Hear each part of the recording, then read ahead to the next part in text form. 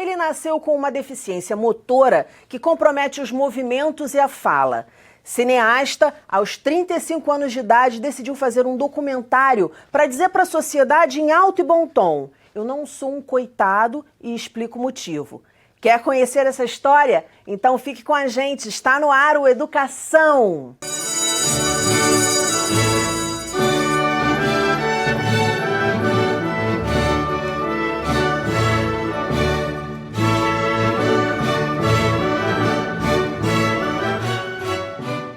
Meus convidados são o cineasta Daniel Gonçalves, diretor do documentário Meu Nome é Daniel, que já ganhou 6 prêmios, e a doutora em educação, fonoaudióloga, professora da UERJ, Mara Monteiro da Cruz. Muito bem-vindos ao programa.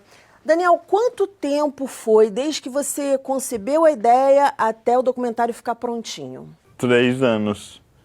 3 anos até o filme ficar pronto e 4 até ele ser lançado comercialmente. Eu considero o início do projeto uma campanha de financiamento coletivo que eu fiz em 2015, de maio a julho de 2015. E fiz essa campanha por 2 motivos principais. O primeiro era, lógico, ter uma grana para poder começar a pensar no filme de alguma maneira. E a segunda era fazer o projeto aparecer.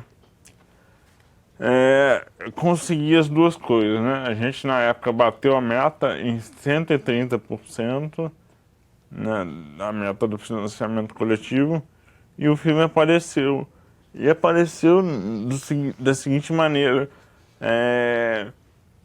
Eu tinha um amigo que na época trabalhava com o Roberto Berliner, né, na TV Zero, e ele acho que mostrou o projeto, o filme pro Roberto. O Roberto se interessou, me chamou para conversar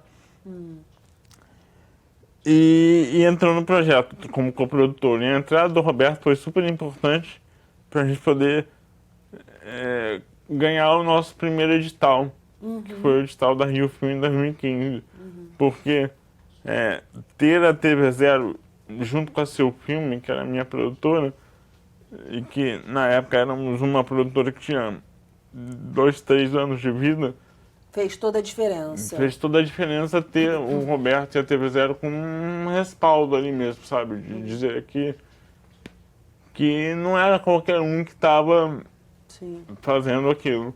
Mara, agora é uma resposta muito bacana. A gente vê um documentário como o do Daniel, que a gente vai entrar nesses detalhes, premiado 6 vezes, com uma divulgação bacana se a gente for comparar com outras iniciativas.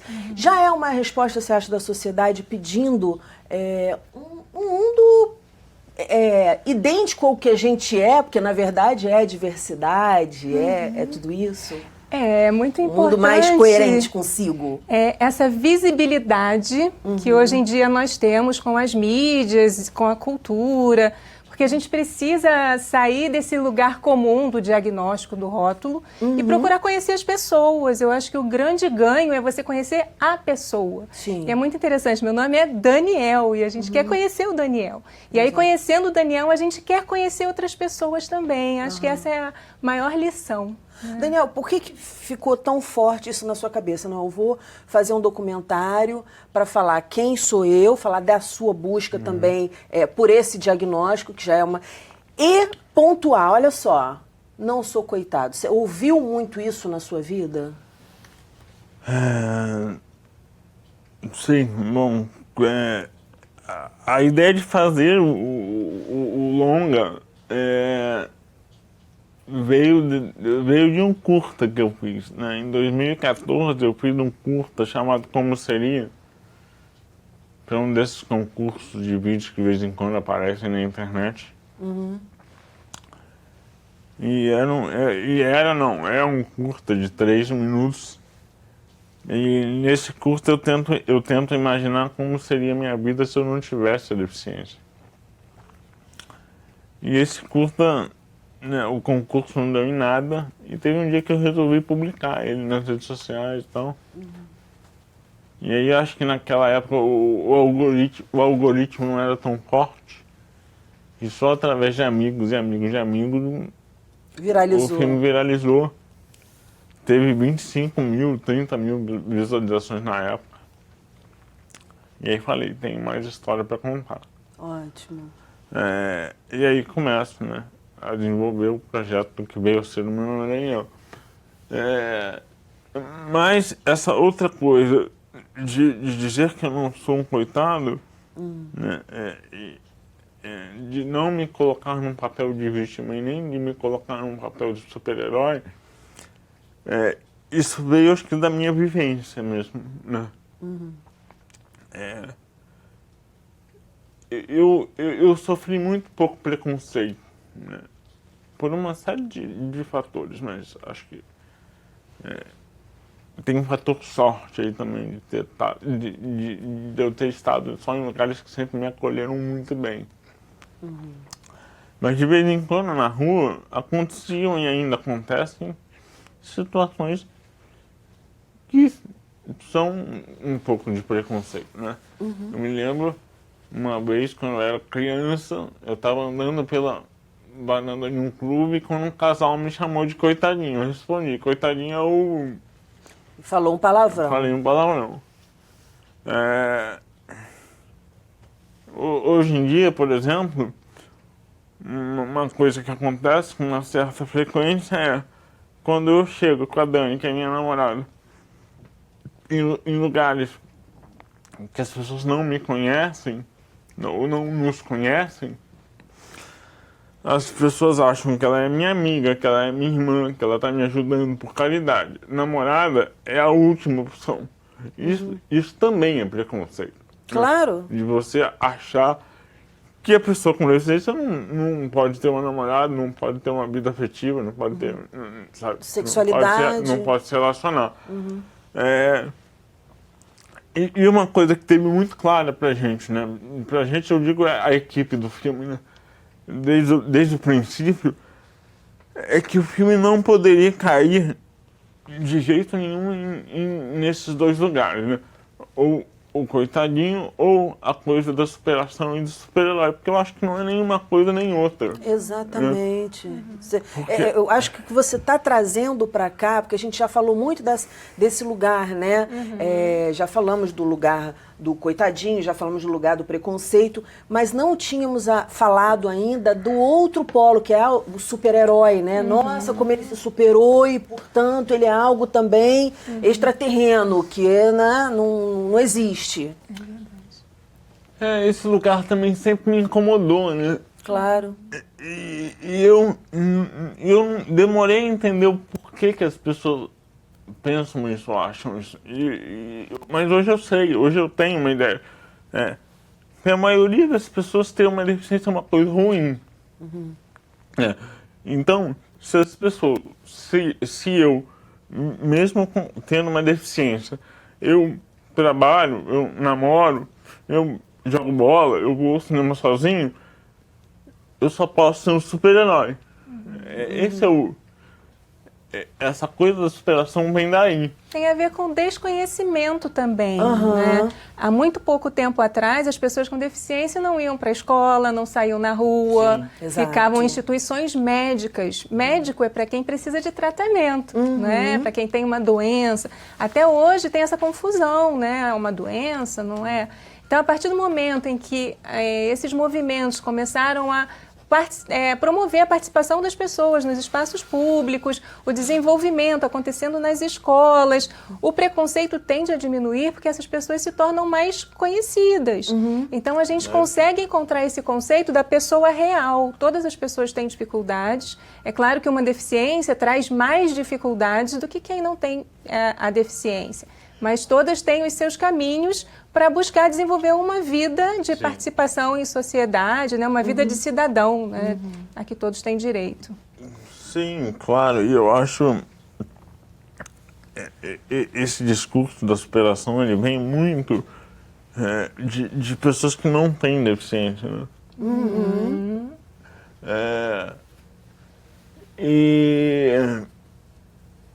E eu acredito, assim, né, até uma fala que eu meio que roubo do Rodrigo Mendes, que é um cara que tem o Instituto Rodrigo Mendes, que faz um trabalho super legal de educação inclusiva, ele tem uma fala sobre superação que para mim é isso. Para ele, a única superação que faz algum sentido é a superação coletiva, né? O dia que a gente conseguir deixar todos esses estigmas, esses estereótipos da pessoa com deficiência para trás, a superação individual não vai fazer mais sentido, porque vai ter muito Daniel, né? Vão ter muitas pessoas com deficiência que levam vidas comuns, sabe? Como qualquer um. Sim. Então, eu também acredito muito nisso, né? Nessa superação coletiva, do que uma superação individual minha. Na verdade, a gente está precisando muito mais de uma superação coletiva, das superações coletivas do que das individuais, né? Eu acredito nisso. Eu queria que você falasse, Daniel, como é que foi a sua escola, educação básica, né? Aí, ensino fundamental, ensino médio. O que você sentiu que foi legal e se teve alguma coisa que não foi legal para você? Minha trajetória escolar foi muito tranquila mesmo. Eu estudei em 3 escolas. A primeira escola, ela tinha ali o que era o Jardim de Infância e o antigo CA. A segunda escola tinha o que a gente chamava de primário, né? Primário e o ginásio, né? Primeira a 8ª série, e uma terceira onde eu fiz o 2º grau, o ensino médio. E todas elas... Todas elas nunca tive nenhum problema maior. Teve o lance do pula-pula, né? Que perguntaram por que você não subia, não brincava no pula-pula. E aí eu achei fantástica a resposta da mãe dele. Perguntaram para a mãe dele por que ele não brincava no pula-pula. E ela virou e falou assim, pergunte para ele. Eu achei assim... de uma sabedoria. Acho que eles, né, os meus pais, não só na escola, mas sempre tiveram esse tipo de atitude, de postura. Quando alguém chegava e perguntava alguma coisa para eles sempre jogavam para mim. Mas, assim, voltando para a coisa da escola, eu fui alfabetizado usando uma máquina de escrever. Né? Até hoje, para mim, não é prático escrever, né, manualmente. Que dirá, né, 30 anos atrás, quando eu estava sendo alfabetizado. Sim. E a máquina nunca foi um problema, né, em nenhum dos colégios. Em nenhuma das escolas a máquina foi um problema. A máquina era a maneira que eu escrevia. E tudo bem. Nunca existiu uma pressão para eu ter que escrever à mão. Sim. Porque não teria como mesmo, seria muito difícil. E não teria lógica, né? Exatamente. Qual é a lógica disso? Porque qualquer processo de ensino-aprendizagem tem um objetivo, tem uma lógica, tem um porquê. E qual seria o porquê? Simples, mas na prática, às vezes, não é tão simples. Não é tão simples, né? Enxergar isso. Existe, às vezes, as tradições falam mais alto do que a lógica, né? Então, eu sempre questiono, assim, qual é o objetivo desse conteúdo, né? O objetivo é que ele escreva ou a gente quer saber a história, a gente quer saber a geografia, né? Então, por que não pode ser uma prova oral? Por que não pode datilografar ou digitar? Mas, na prática, a gente nem sempre tem uma boa receptividade a esse ponto de vista. E aí eu falei para ele que eu achei ótimo, porque ele foi feliz, né, sempre na escola, porque ele teve esse bom senso dos educadores, né, pelo que ele relata. E seria bom que a gente estivesse vendo essas situações se repetindo com mais frequência, isso que eu ia né? falar, Mas nem ele sempre é um caso a gente de sucesso. vê isso. Ele é visto como um caso de sucesso, porque ele não é um caso comum, né? Não é um caso comum. Hoje tem para mim que a gente deu sorte mesmo de ter passado só por escolas que foram bacanas. Que Porque, veja, Mara, eu acho que concorda comigo, a questão não é financeira. A questão do preconceito, ela não é financeira, ela pode ocorrer tanto numa escola particular, quanto numa escola pública na Zona Norte, numa escola pública na Zona Sul. Sim. O preconceito, ele não... Então, realmente, eu acho que foi uma questão de sorte. A gente deu muita sorte de ter passado por esse lugar em que eu nunca tive nenhum tipo de problema. Eu fui ter problema mais velho. Em um vestibular, depois na prova depois na prova teórica para tirar a carteira de motorista. E Tudo por questão de adaptações, e né? por último, num concurso que eu fiz. No vestibular, a gente sempre dizia que pedia para ter uma pessoa para me ajudar a passar as respostas para o cartão, quando era prova objetiva. E aí, num vestibular da UF, se não me engano, eu cheguei para fazer a prova e eles não deixaram usar a máquina. A alegação na época foi que, já que ia ter uma pessoa para passar as respostas pelo cartão para mim, essa pessoa escreveria, mas eu escrevia. Eu escrevia a máquina. Eu precisava dela só para passar pro cartão. E aí naquele disse, vai, não vai. Tempo rolando. Eu não usei a máquina, mas também não usei a pessoa. E depois, na prova teórica, né, da habilitação, foi coisa parecida. Como a prova era toda objetiva para fazer conta, eu levei uma caneta, marquei, né, como todo mundo, e na hora de passar pro cartão eu pedi ajuda. Aí tinham 2 fiscais na sala, aí veio o primeiro fiscal falando, não pode. Por que não pode? Porque só você pode escrever no seu cartão. Aí eu falei, tá, mas eu não escrevo, e aí como faz? Aí ele chamou o segundo fiscal, aí o segundo fiscal ouviu a história. Aí manteve a resposta. Aí nisso todo mundo já tinha parado para prestar atenção. Aí chama o responsável pelas salas. Aí o responsável pelas salas mantém a resposta. Eu sei que chegou, acho que no presidente do órgão que fazia a prova, e o cara manteve a resposta. E por último, que eu considero a mais absurda de todas, foi um concurso que eu fiz, que o órgão organizador não deixou usar a máquina, com a seguinte alegação: você vai estar levando vantagem sobre os outros candidatos se você usar a máquina. Eu costumo dizer que foi a pior prova que eu fiz na minha vida. Eu fiz do jeito que eles queriam, né, ditando a prova para uma pessoa. Eu nunca tinha feito daquele jeito. Né? Tem gente que faz assim. Quer dizer, eu acho que a gente está muito mal preparado, né, ainda, infelizmente. Queria que você falasse um pouquinho, Mara, quais são os principais, a gente sabe que são muitos ainda, mas o que você destacaria assim, como os principais empecilhos para essa educação inclusiva? E aí a gente está falando no geral, né, no aplicar uma prova, no que vai para fora mesmo dos muros da escola. Primeiro ponto a gente já falou, que é o desconhecimento. E às vezes as pessoas falam assim, eu quero saber como é, mas não busca informação. Sim. Então não é só ter curiosidade, precisa ir de encontro às pessoas, buscar informação, assistir filme, ler livro, participar de encontros. Hoje em dia a gente tem uns encontros tão bacanas, debates, matérias em jornal, revista. Acho que a gente tem que se apropriar de conhecimento. Mas o conhecimento só não basta. A gente tem que conhecer as pessoas. Então, se eu tenho um aluno que tem alguma condição específica, não adianta eu saber tudo daquela condição específica que eu não estou sabendo sobre aquele aluno.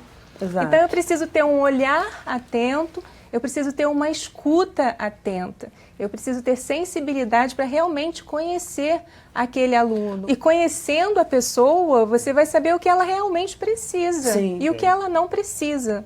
Porque também a gente precisa dar espaço para a pessoa crescer, dar espaço para a pessoa conquistar. Então, principalmente no ambiente escolar, a gente precisa fazer adaptações, a gente precisa de uma série de recursos e estratégias para que essa participação e essa aprendizagem seja viável. A gente precisa cada vez mais ter um olhar atento, uma escuta sensível e precisa ter uma equipe que não é só uma equipe profissional, é toda uma comunidade escolar assumindo aquele processo de inclusão. Porque a inclusão não é responsabilidade só da família, não é responsabilidade só do professor da turma, muito menos só do próprio estudante. Todo mundo precisa estar nessa... Todo mundo, né? Exatamente. Todo mundo. Se todo mundo pensasse nisso, né? Se todo mundo se colocasse, né? Se os pais das crianças sem deficiência também se importassem, seria muito mais fácil. Não, e percebessem que aí está a riqueza no ser, né?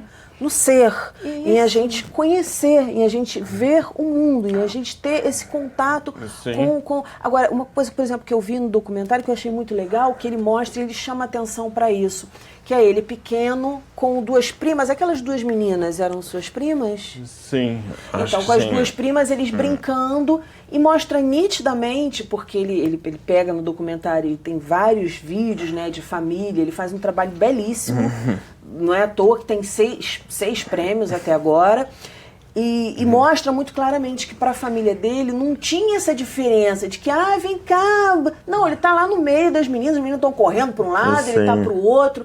Então mostra isso, que eu estudei lá com a professora Mari, a professora Patrícia, das pessoas falando, Daniel, que às vezes um menino com autismo estava no banheiro e aí tinha que ser, relatando, né, histórias pelas escolas, e aí tinha que ser a professora que é da classe especial para tirar um menino com autismo do banheiro. E aí as professoras falando, não, você vai lá e fala para ele, sai do banheiro, não pode ficar aí. Não, mas ele tem autismo, tem que tratar. Não, você fala com ele normalmente como você fala com as pessoas. Olha, aqui não pode. Né? São regras da escola. Agora é hora de estar na sala, não é hora de estar no banheiro enrolando. Né? É verdade. E é isso que é a conquista coletiva. E só assim a gente pode acreditar numa sociedade melhor. Sim.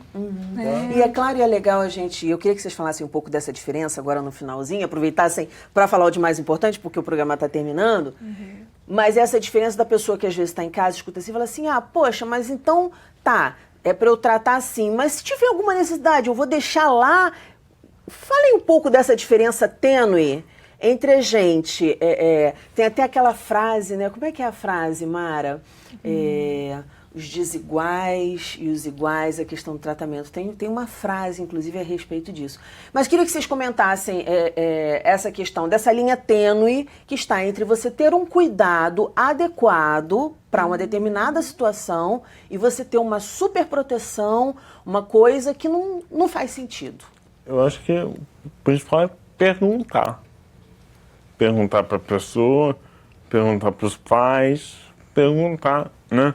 De vez em quando, já aconteceu comigo, de pessoas, eu estava atravessando a rua, a pessoa me pegou pelo braço, me levou para o outro lado da rua, porque ela achou que eu tivesse, sei lá, bêbado, sei lá, enfim. E em nenhum momento essa pessoa perguntou para mim se eu estava precisando de ajuda, ou se eu queria ajuda, sabe? Já cansei de ouvir histórias de pessoas cegas que estão, às vezes, paradas, esperando em algum lugar, esperando uma pessoa, esperando alguém, ou então descansando, de chegar outras pessoas, pega aquela pessoa e atravessa sem perguntar. Como se fosse um objeto, né? Como se o cego não pudesse estar parado ali de bobeira, esperando alguém. Então é perguntar, sabe? Precisa de ajuda? Quer ajuda? O que eu posso ajudar, sabe? É isso, acho que perguntar é a melhor maneira de a gente começar a quebrar esse tipo de preconceito. É lógico que algumas perguntas são chatas. Por exemplo, uma vez perguntaram para minha mãe se eu falava. E aí ela, assim como aconteceu no colégio, ela falou, pergunta para ele. E aí a pessoa fica meio sem jeito, assim, né? Mas tem que tomar cuidado também, que tem umas perguntas meio sem noção. Né? Ah, sim, sim. Mas aí vem, sei lá, de uma curiosidade mórbida que as pessoas têm em relação às pessoas com deficiência. Ah, qual que te bate agora? Não é bem uma pergunta, né? Mas poderiam já ter feito essa pergunta. De acharem que a Dani não é minha amiga, que ela não é minha namorada, sabe? Esse é um tipo de pergunta que não precisa ser feito, sabe? Isso já tem que estar desconstruído na pessoa. Mas você sabe que eu gravei um programa aqui sobre síndrome de Down, a gente falando da sexualidade. E aí uma coisa que ocorre muito, que a mãe, inclusive, de uma menina, e a menina estavam conversando comigo, e ela, namorado também e tal, que ou acham que a pessoa que tem síndrome de Down não tem sexualidade alguma, né? Ou acham muitas vezes que tem muita sexualidade, porque muitas vezes é criada realmente longe de todo mundo, e aí como qualquer pessoa que tem sexualidade, né, se quem me cria não entende que eu tenho uma sexualidade, como é que eu vou entender a minha sexualidade? E aí fica uma coisa complicada também para quem está de fora. Então, acho que isso é uma coisa que a gente tem que discutir muito. Nesse sentido, eu te parabenizo pelo seu trabalho. Obrigado. Muito bonito, ficou muito legal. Narrativa super bem construída. E eu acho que é disso que a gente está precisando, de mais informação e de mais vida, de mais troca, de verdade. Considerações finais? Estou no finalzinho do programa. Algum recadinho para deixar aí? Mara, Daniel? Eu acho mais sensibilidade, né? Buscar a pessoa e não os rótulos, porque a gente fala assim, vai buscar conhecimento, vai entender como é que são essas questões que trazem diferenças no desenvolvimento, na aprendizagem. E às vezes o professor fala assim, olha, eu estudei tudo sobre autismo, tem nada a ver com o meu aluno, então não vou estudar mais. Pois é, e gente, é tão importante a gente se arriscar nesse terreno do desconhecido, foi se arriscando que a gente chegou aqui, né? A gente desde busca conhecimento, mas não é para substituir a pessoa, o ser humano, E aqui eu vou deixar um relato meu, que você fala assim, jornalista, pessoa, né, informada. Já aconteceu comigo, por exemplo, uma pessoa cega me encontra na rua e fala assim, você me ajuda a atravessar? E eu falei para ele, né, ajudo. E aí peguei ele pelo braço, e foi ele, não é assim. Deixa que eu boto a mão no seu ombro e você me guia. Quer dizer, a gente, por mais que a gente não é criado, né, para aprender, para determinados tipos de contato. Eu acho que isso está mudando agora, graças a Deus. E sensibilidade que eu digo é justamente isso, você ouvir o outro dizer, né, eu preciso de ajuda, me ajuda dessa forma. Ou então não preciso de ajuda, né? No processo educacional a gente trabalha muito com isso, assim, o que a pessoa faz sem ajuda, é o primeiro ponto. Depois, o que ela faz com ajuda? Mas o que ela faz com ajuda é para ela aprender a não precisar mais de ajuda. Então, é esse o movimento que a gente faz, né? A ajuda no sentido de empoderar, de ensinar o caminho da autonomia. E sempre está focado nos potenciais e não nas fraquezas, né? Que todo mundo tem. Gente, considerações, Daniel? Sim, só para fechar, acho que nesse sentido... Eu acho que uma das importâncias do filme, né, do Nana Daniel, é ele ter sido feito por mim. Sim. Isso. Sabe, eu mesmo poder estar contando a minha própria história. Seu lugar de fala. Isso eu acho muito importante. E claro, né, para quem quiser assistir o filme está disponível em todas as plataformas digitais de vídeo on demand. Então é só ir lá, procurar, alugar, comprar, enfim. É isso aí. Espero que gostem. E espalhar essa ideia. Espalhar a ideia.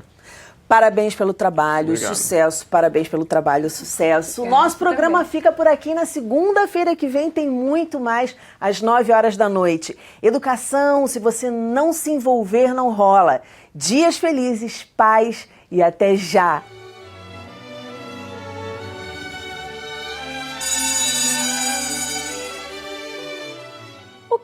O que é? Está no meio do começo, no começo do meio e no fim do fim. Acertou quem falou a letra M. O que é? Ela tem todas as formas sem ter nenhuma. Ela não tem cor, não tem sabor, não tem odor.